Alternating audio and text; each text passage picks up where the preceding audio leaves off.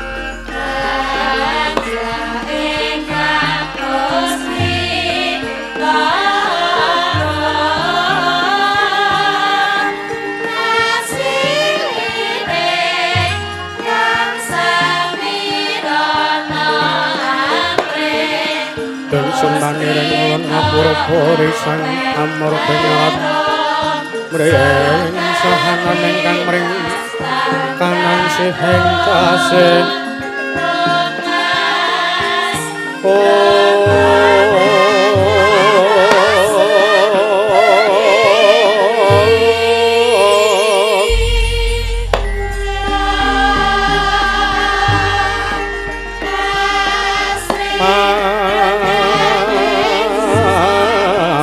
sapa kang saweka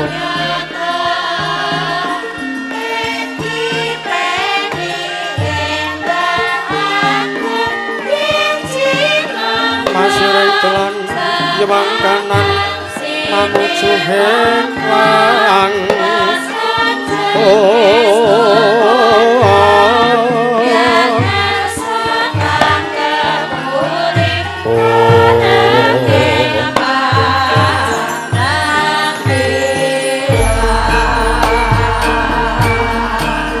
samar pamoring sukma sinus maya winaya ing asapi sini pentelenge kalbu amukaning warana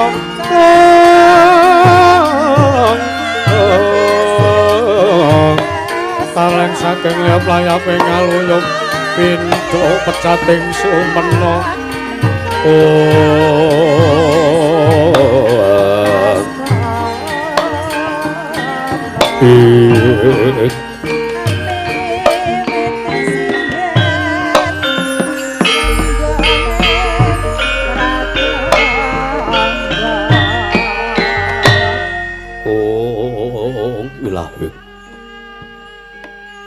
Milahim awigna mastu purma sidhem awigna mastu purma sidhem silat mrengjang jagat karana sirang tondo kawisisaning bisana sono sinamung nang ling mula pestu maksil standun lambeng kudu cinandara tutur katur tetula-tulat mrih abdeng parabdewa wini sedonga papa prameng niskara karana ditembing japan purwa pinardi tameng lalu tumangga tegap usana aning gumbita tangrungging perlambang patumpa-tumpa marmo panggunggung sang merwaning kota Segegjar dumadining Wayang Purwa purwakaning kandha pinarik runtuting basa dongeng kuna ngemusu rasa yen narasaya karaos mulat jaru angrasa wandi awruhing diri rasa mongsang rumangsandi pindhane kadut jalma ingkang angiru kaca jarweh wis linakup caing carita lebecik wis kagelar jroning pakliran yoga jatra mirsani pagelaran inggih Purwa Surya Candra Ndaru Yangkartika wis nurba kodrating kawasa sahari ratri pangitri bawana prateking duk sina gilir kemandi temat dadi wetanganing dina sasi marsi windu kang sarta abad tetulan kang kartu mangkarta ya sinrambun toya japati ngrembiyat dadi padhang ing kutu-kutu walangkang toga burwana yang bronto ya dadi branan tanpa wicalan Om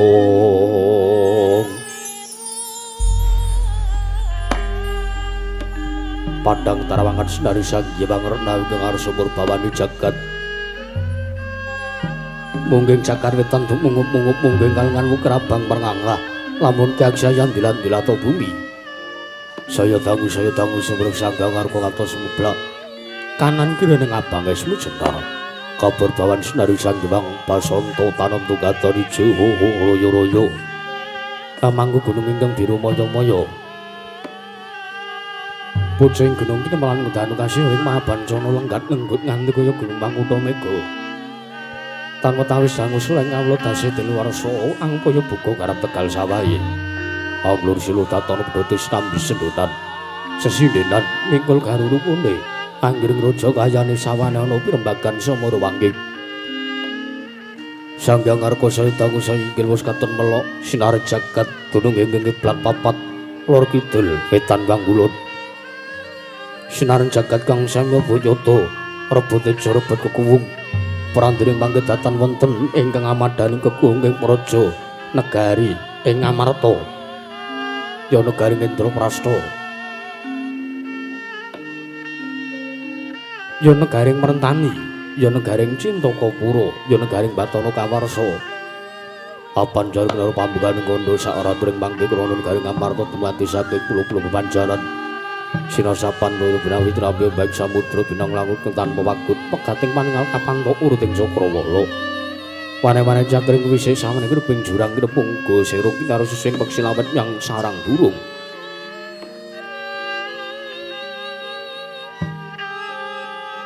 Prandiring mangke negari Ngamarta lagya manjit marang jaman jono.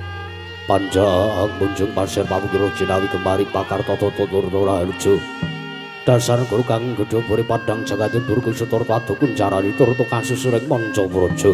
Lah sinentawa witung astupa sareng adil bangsa negari Ngamarta menangira den ngucapna dasa namane Sang Nata jejuluk Sang Nata Prabu Puntadewa.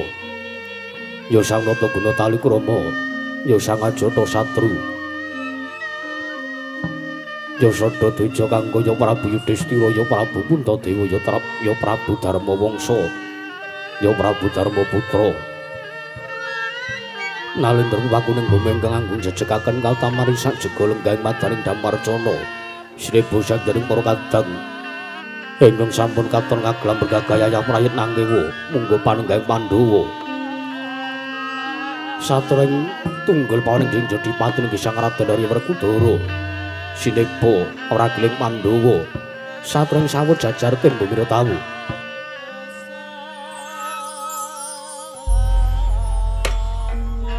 Prandiring mangke kodheng penggalih Sang Warsa amenggalih dhateng murcanipun kang rayi panengan. Arep didhamaken pasewakan datana bane walang alisik Sang Yapara kawula samya ganting masisiran.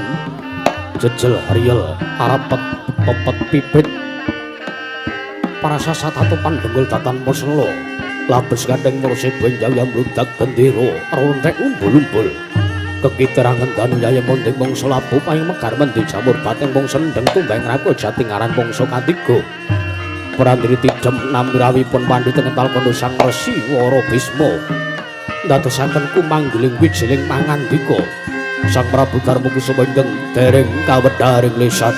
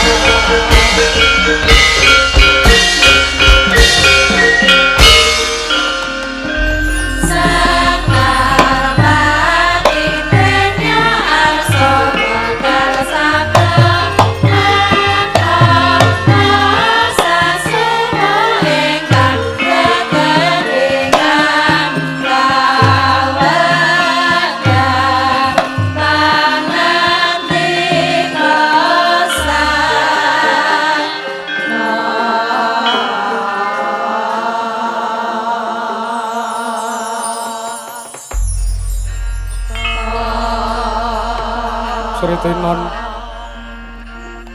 neng masewakan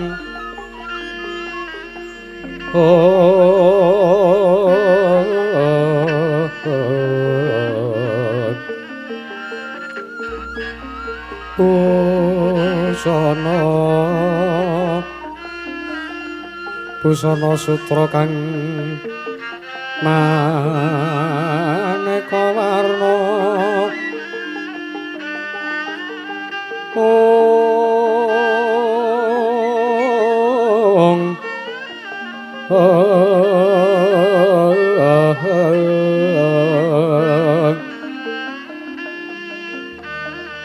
Jepa Puspita ngutyana Myang mansra sarwa rukma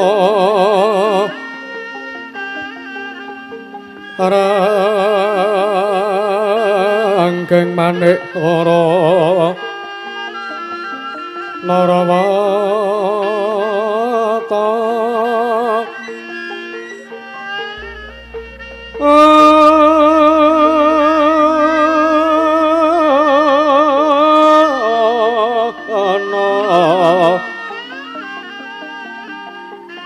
Obro prabanyo kang sumirat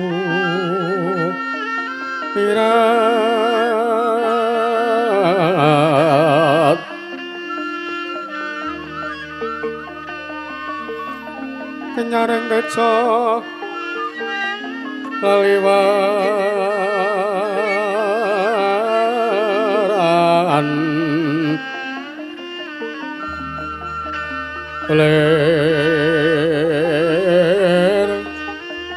ki alat sisireng radet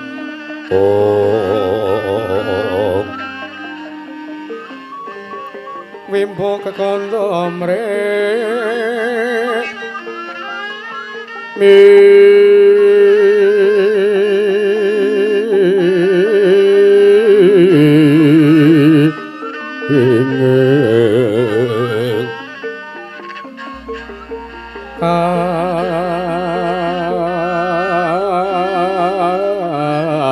tiupeng maroto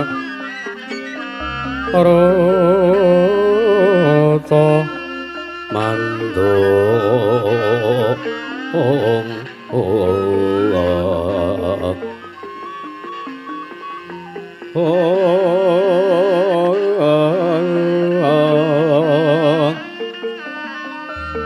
separan kang mangambara kongas ngepeke jero pasewakan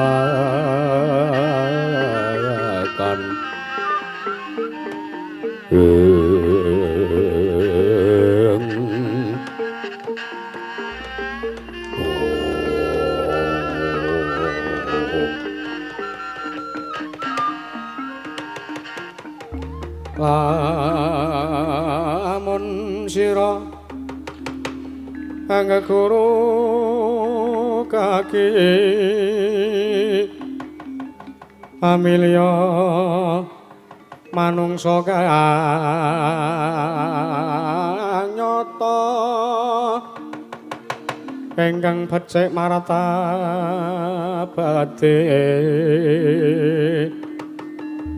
sarta kawruh ing hukum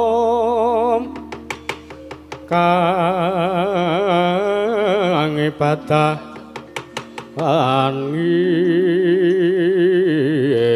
rangi saka lewat tapa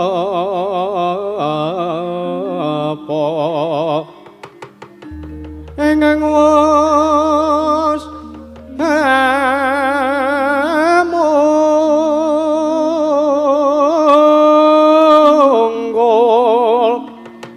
tan mikir pawehing liyan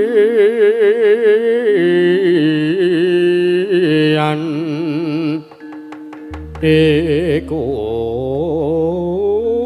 pantes Kuranana kaki sartane kawruhana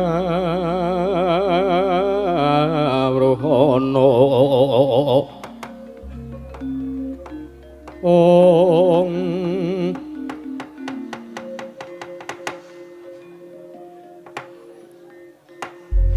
Niwang Sukmana mangadili nuwi Niwang Agung Mugya ngayomana marang para janegara ing Indraprastha saisinipun nun mangke Kanjeng Hyang Mahatma Wara Bisma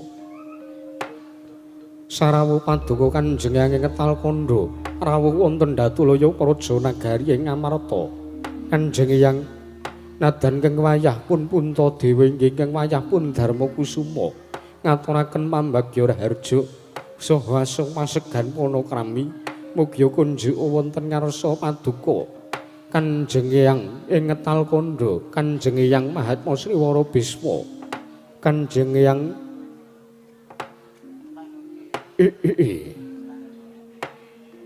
Ong sekaring bawana langgeng ya nggih Putu Prabu marmanipun yang nampa pambagyaning Putu Prabu Puntadewa samengko pun yang sowan ana ngersaning Putu Prabu Darmakusuma Putu Prabu pambagya raharja wis priyantomo sartane asung pasegan panakrama uga wis kunjuk ana ngarsanipun yang banget gawe marem sartane gawe bombonging pun yang ing Ketalkanda ya mung ora liwat pun yang ngaturake pudya pangastawaning pun yang wae kunjuk ana ngersaning Putu Prabu Darmakusuma Putu Prabu Puntadewa kawula nuwun inggih Kanjeng Hyang marmanipun pangestu paduka Kanjeng ing Ketalkanda pun Kanjeng Hyang Resi Bisma sampun sanget anggen kula nampi dahat kalingga murda kapetekaken wonten ing jajara meketing Waradaya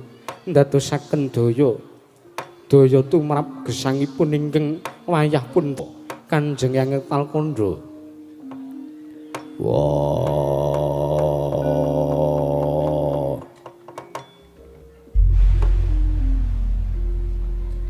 Bisma kakekku sarawing Bisma kakekku ing Ketalkanda nggonmu rawuh tedhaning Rajanegara Ngamarta nadyan aku Jawrakudara putumu ing tunggul pawenang jeng Jedipati ngaturake sembahku katuraya basaku tampanuna iya Wrakudara putuku cah bagus wong gagah wektu deksa sira putuku ing Jedipati wis atur basa ana ngersanipun yang ora liwat pangestuning pun yang wae tampanana tagegem dadekake jimat ora liwat prayogan nunggun mulungguh ana ngarsane barep kakangku Bisma kakekku iya Wrakudara kaya wis ora kurang prayoga sawanipun nyanggir putuku cah bagus Jedipati nun mangke Kanjeng Hyang sarawuh paduka Kanjeng Hyang Bisma ing Ketalkanda rawuh wonten para Janegari Ngamarta nadan keng wayah pun nakula ngaturaken sembah sungkem pangabekti kula kunjuk ya nakula tak tampa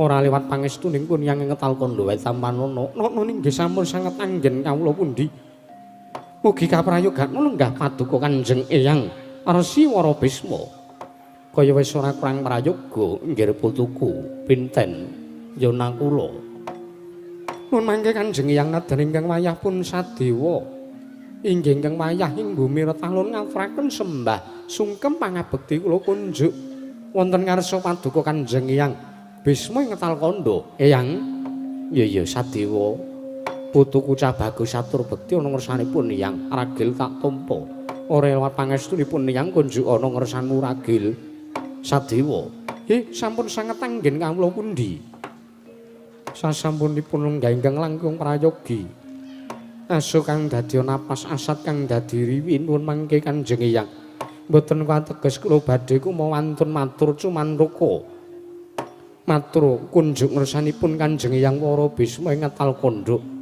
namung keparenga sak mangke kula midhanget menapa ingkang dados sabdatama dawuh pangandika paduka Kanjeng Hyang Bisma nggih rawuh wonten para Janegari Ngamarta sajak semunipun anggembol wigatos pramila sak mangke gandeng sadaya sampun satata kepareng kula arsa midhanget menapa ingkang dados dawuh paduka Kanjeng Eyang Bisma ing ngetal kandha Kanjeng Eyang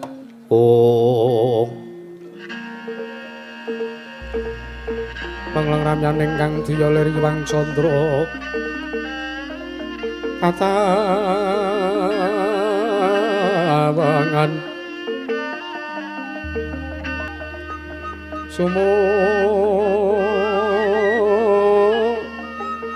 pengjas katuritan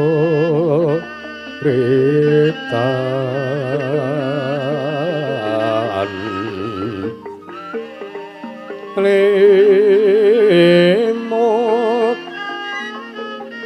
kapyarsaning rujit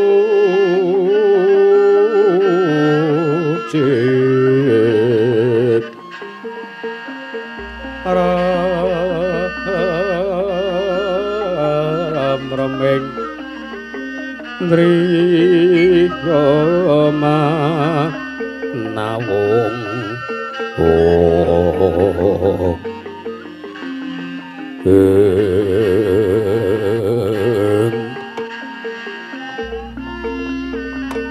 ini wangagung ayomun marang Raja Negara saisine ora mengko dhisik Putu Prabu Puntadewa kabeh atur lancangipun yang ingkang sakmengko bakal tak konjaken ngursaning Putu Prabu Darmakusuma mugi bisa kaleburna kabeh kaluputanipun yang kabuncang ing samudra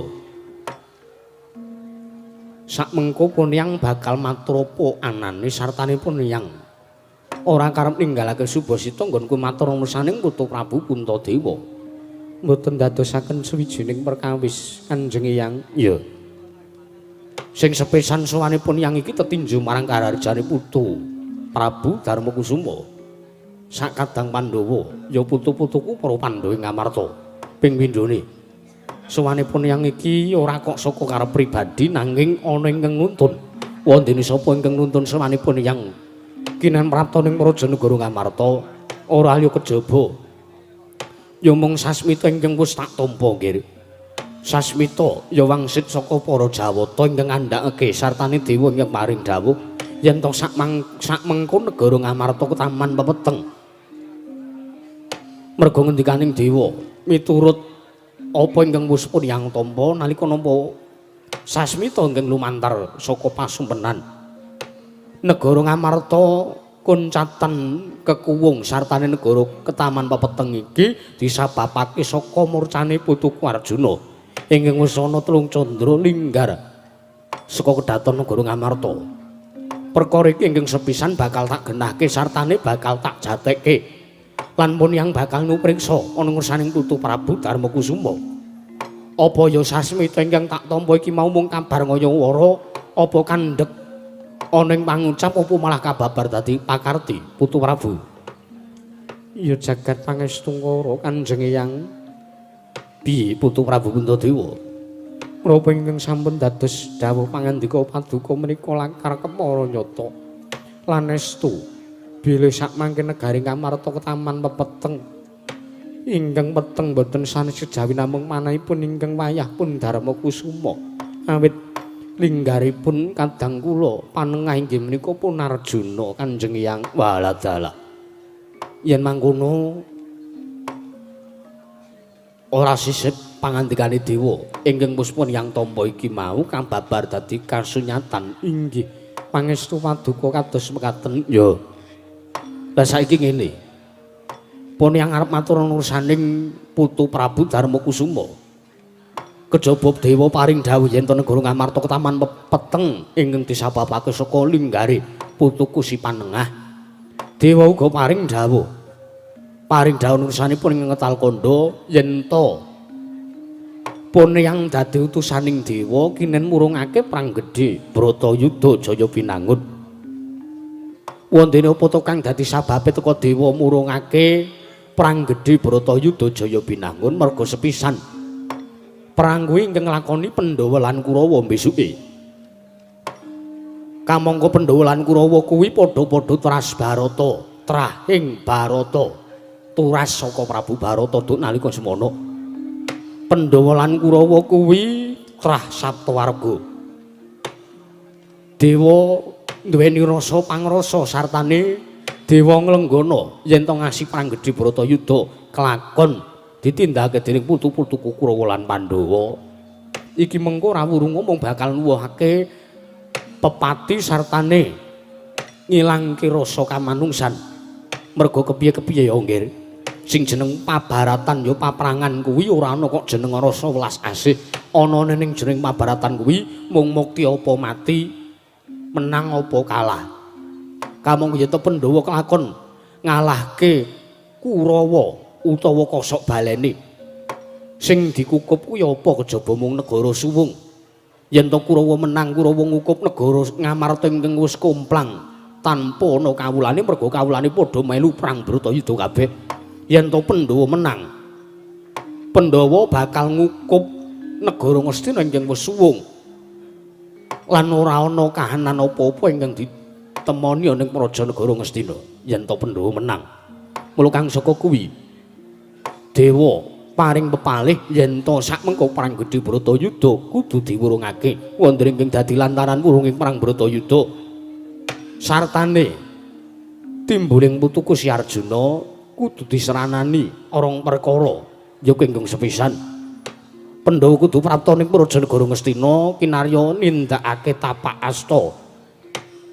Tapak asta iki mau kinarya bukti sartane kinarya pratandha yen to negara Ngamarta ya Ngendraprasta sak wutuhe dipasrahke nang panguwasaning para Sata Kurawa ping pindhone.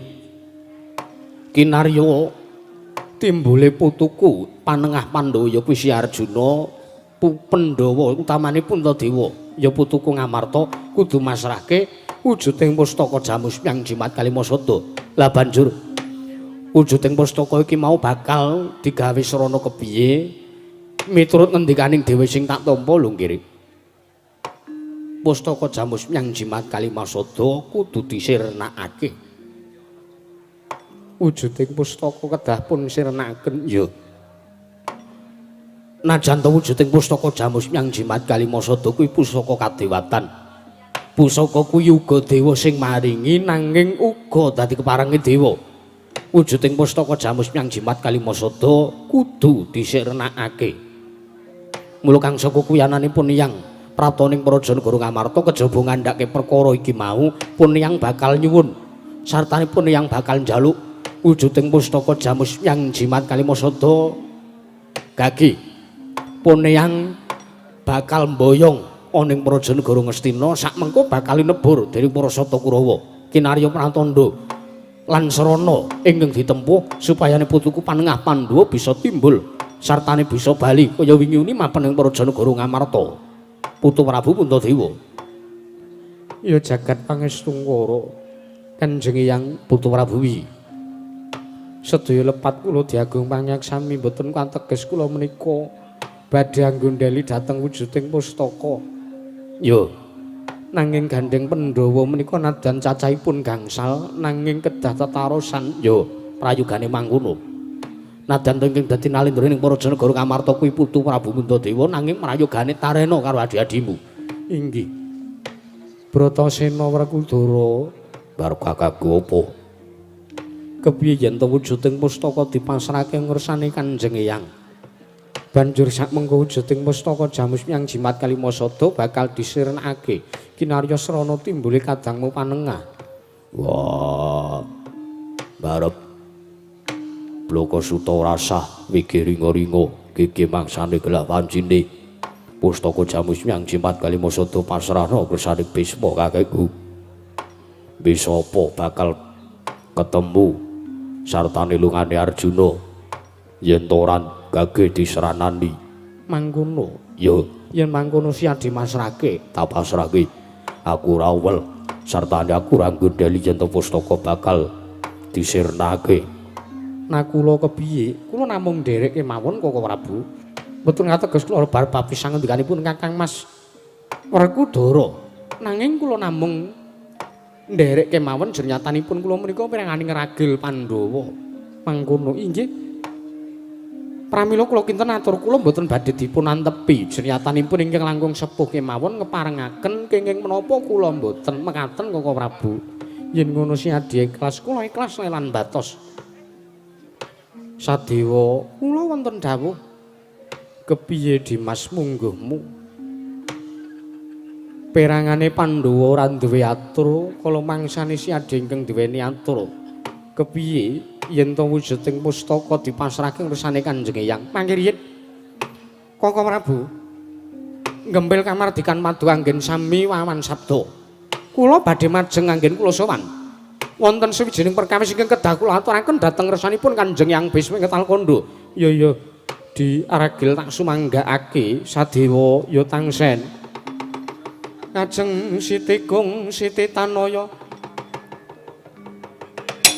majeng datan posusi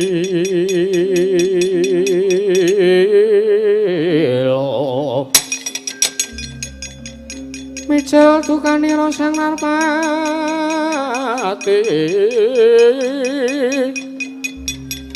Ponanggarot kanan diwe kumri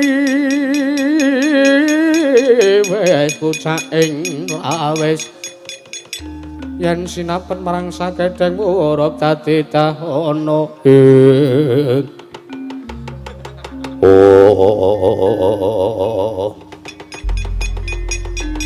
Nuwun sewu Kanjeng Hyang Bisma kula ngaturaken sembah sungkem mangabekti kula kunjuk. Ya.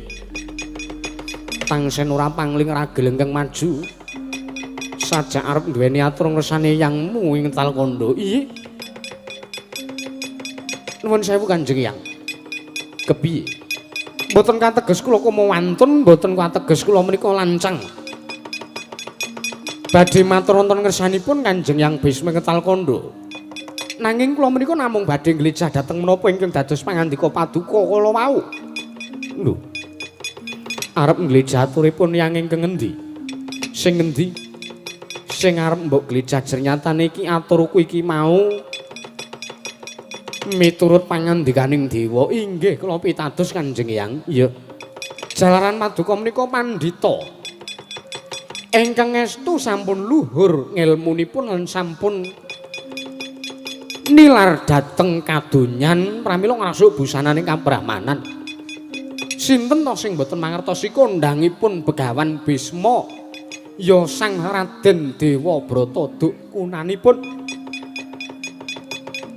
ingkang kadigdayane kliwat ukur kula pitados. Iya. Banjur apa ingkang arep mbok aturake? Mangke riyen kula menika namung badhe nglejah pangandika paduka. Aturku sing endi? Babagan sasmitaning dewa ingkang sampun maduka tampi nuwun sewu. Dewa ngendika bilih paduka dados lantaran murungipun perang Bratayuda lan dados lantaran timbulipun Kakang Mas Panengah Pandhawa inggih menika Kakang Mas Arjuna srana nglebur lan nyirnaken wujudipun pustaka Jamus Nyang Jimat Kalimasada. Mangke riyen kula tak nyuwun pirsa. Kowe arep takon apa? Dewa sing paring dawuh kados mekaten menika sinten? Tegese piye? Lho. Dewa ingkang maring wisik, dewa ingkang maring mangsit sasmita. Kados mekaten menika kula wau sinten? Dewanipun sinten? Pukulun sinten pewisikipun? Kayiwanganipun pundi? Menapa kayiwanganipun Suralaya, menapa Swargadahana, menapa malah kayangan Surdaya? Sinten dewa ingkang paring dawuh kados mekaten? Waduh. Sedewa wonten dawuh. Yen to kowe takon sapa dewa sing maring dawuh ngersanipun Hyang, pun Hyang ora mangerteni. Lho. Dewa menika menawi badhe paring wisik tartentu nepangaken dhateng diri pribadinipun lho. Iya adat sabene ngono ning iki mau ora. Dadi sing gedhe pangapuramu yen to pun Hyang ora iso matur sapa dewa sing maring dawuh. Menika ora ngane-anehi piye? Apa sing aneh-aneh saka ngendikaning dewa? Mboten sampun mboten sadipun arembug perkawis menika. Nanging kula badhe nyuwun pirsa malih, kowe arep takon apa meneh? Kenging menapa murcanipun Kakang Mas Arjuna inggih Kakang Mas Janaka ingkang nguncat saking negari Ngamarta ndadak dipun seranani leburipun pustaka Jamus Nyang Jimat Kalimasada. Sedewa wonten dawuh perkara iki pun yang uga ora mangerteni merga iki mung ngendikane dewa. Lah lajeng sinten dewane? Pun yang wis matur ora ngerti. Weh, lah iki kok nganeh-aneh. Dewa kok ora ngerti sapa sing ngendika iki.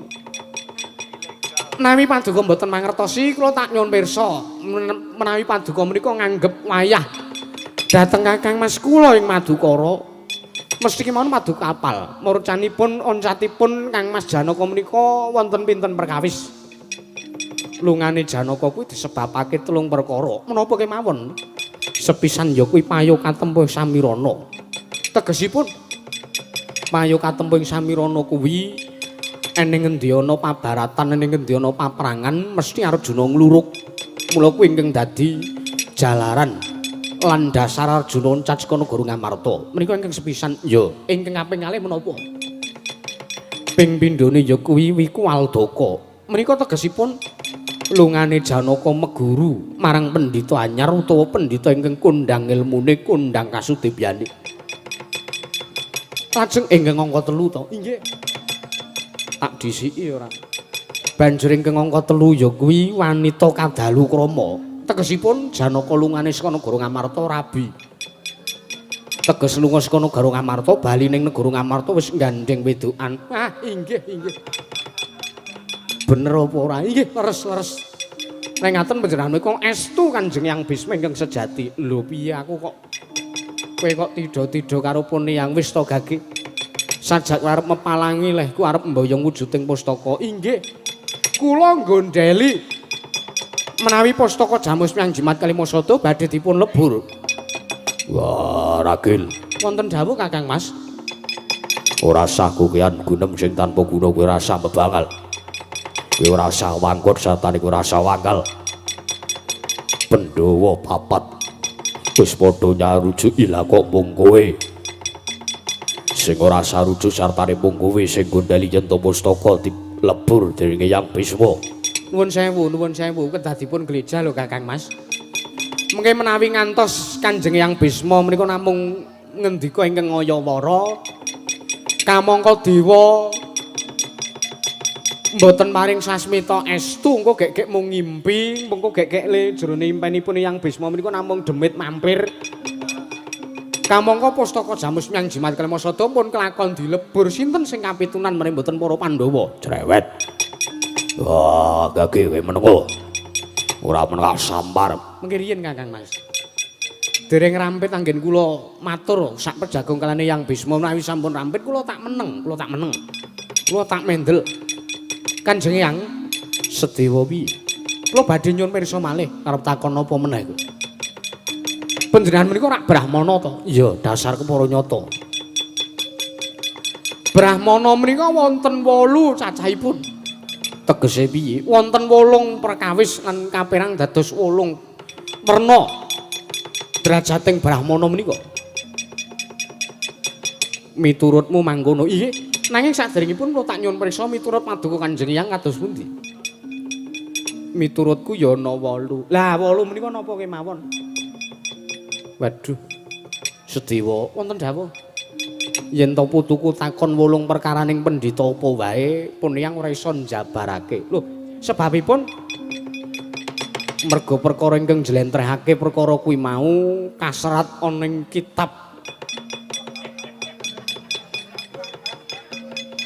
menapa kitab Weda Permana Suci ingkang mapan ana ing pertapan Talkanda lah diasta napa mboten pangestumu wis ilang oh lah panjenengan menika Gage jlentrehe piye mbok menawa kowe isih kelingan mbok menawa padha kelawan napa kang dadi miturutipun Hyang nggih menawi miturutipun Sedewa pendhita menika kapérang dados 8 perkawis ingkang sepisan inggih menika Niladi Buja Kirana Mrak Kecancang Karang Drana Genthong Umes Mara Santun Jali Aji Bermana Jali menika 8 perkawis menawi miturut paduka menika napa sanes ya bener kuwi ya bener kok gek ming melu-melu ora ya pancen kuwi menawi pancen estu menika panjenengan pirsa napa mboten jlentrehipun werdi siji-sijine perangane pendhita menika kula wau. Lah aku rak wis omong bukune keri.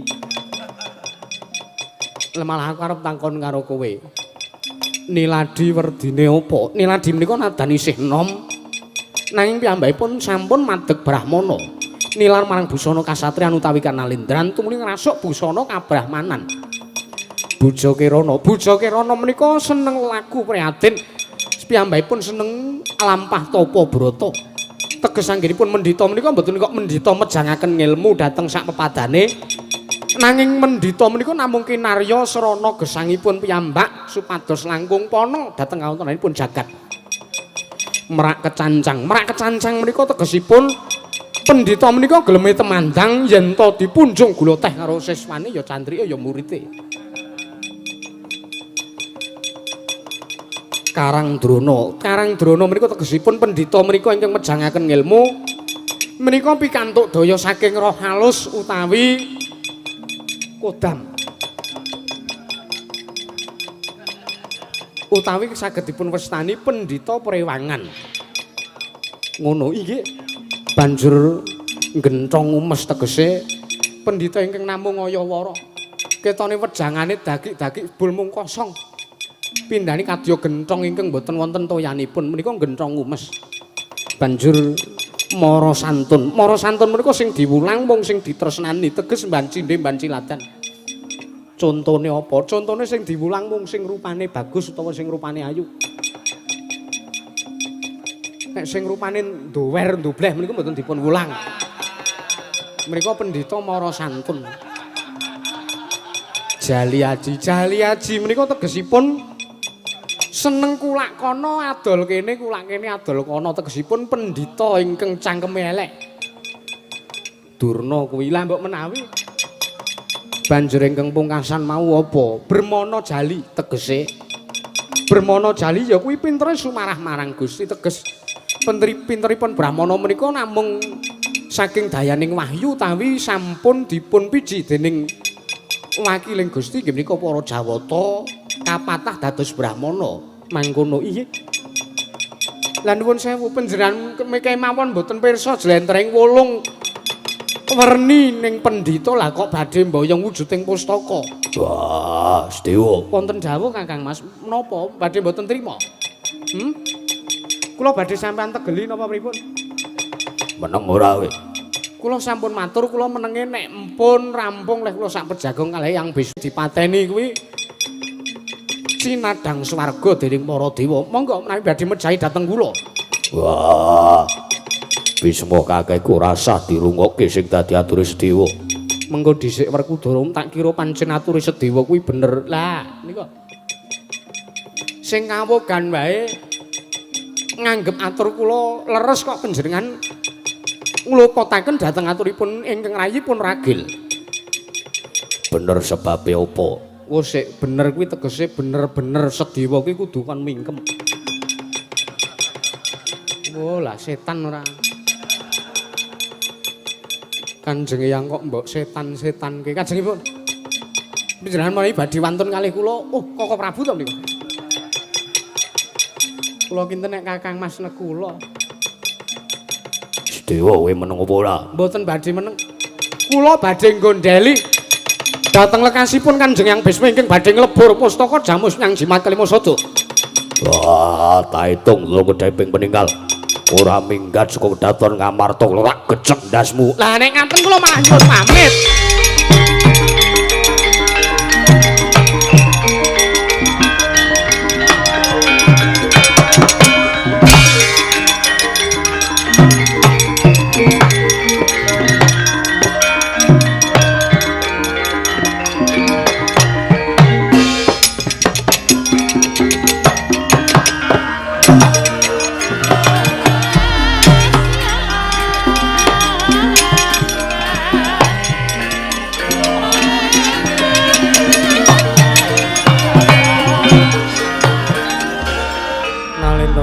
Sing sang katriku mulung mangroma ing wadya Kartakura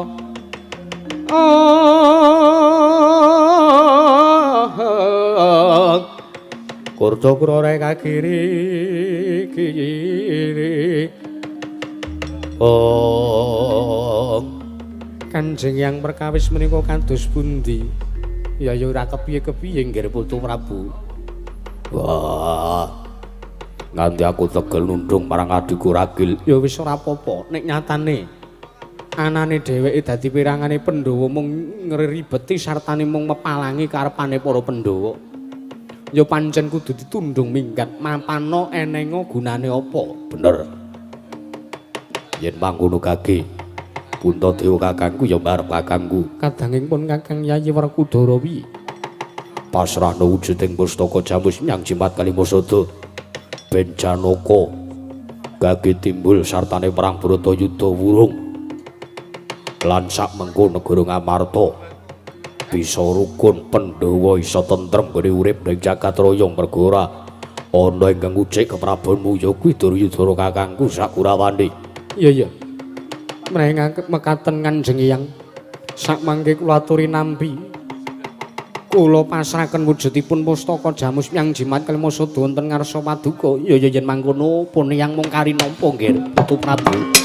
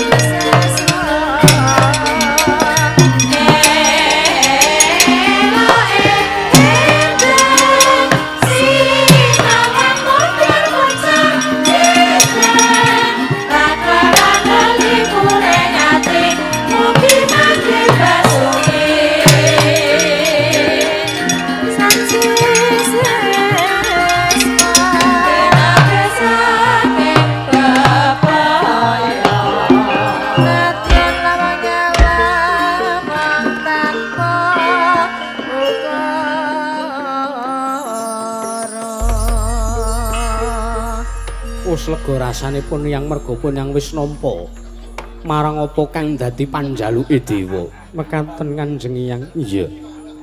Ya mung Werkudara Bisma kakekku apa sing jenjem atimu masrahke pusaka kuwi pancen abote kaya masrahke bojo. yo aku ora tau kok sing masrahke bojo bola-bali ping barep kene ya Drupadi iki bali meneh. Ayo mbok menawa pancen wis dadi jodhone kok ya ora. Sampun Putu Prabu kula nyuwun pamit. Nggih Kanjeng Hyang. Nanging engko dhisik aja ngasih Pandhawa keri kaya wis apa ingkang wis pun yang tampa. Sartana apa ingkang wis diaturake ngarep mau yen to Pandhawa kudu prapta ning Prajanegara Ngastina. Ya kuwi nindakake tandha tapak asta kinarya pratandha negara Ngamarta kapasrahke dening panguwasaning para Sata Kurawa. Nanging menapa ugi badhe kelampah kanthi jenjem menawi para Pandhawa godhang. Wis tak kira rasa gagas sing padha lunga. Mung wektu dina iki mung menggalih babakan wurunge Perang Gedhe Bratayuda. Sartane srana iki ditempuh kinarya timbling Putuku Si Arjuna. Mekaten Kanjeng Hyang. Ya, yen mangkono tak jaluk pun yang ngenteni ning alun-alun negara Ngamarta merga tak kira si Sedewa iki mau ora narimake banjur utusan Wadyabala mbok menawa lho. Mekaten Kanjeng Hyang. Ya. Nek ngaten prastawa dawuh paduka kula nderekaken tindak jengkar paduka lajeng sakmangke para Pandhawa ingkang badhe sumusul tindahipun paduka Kanjeng Hyang tumuju wonten Prajanegari Ngastina. Kanjeng Hyang Purna gatining mananggilan Arsana tukun durang kedaton jeluk saking Damparukcana kinabir gambaran gading ngandharaken sangjaning para banjedi manggung tanggung Joko Paloro ingkang sami ngambil pancaning Prabot kawya saking mandura tindak nyosang Sri Naranata lamun Cinandra Yayah dewa kairing widodara widodari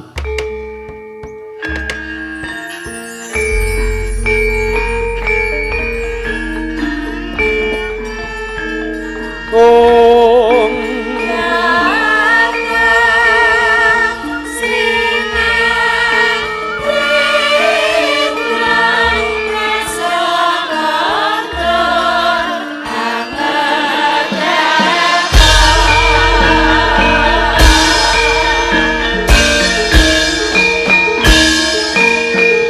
niat langening awan yang aglar pandan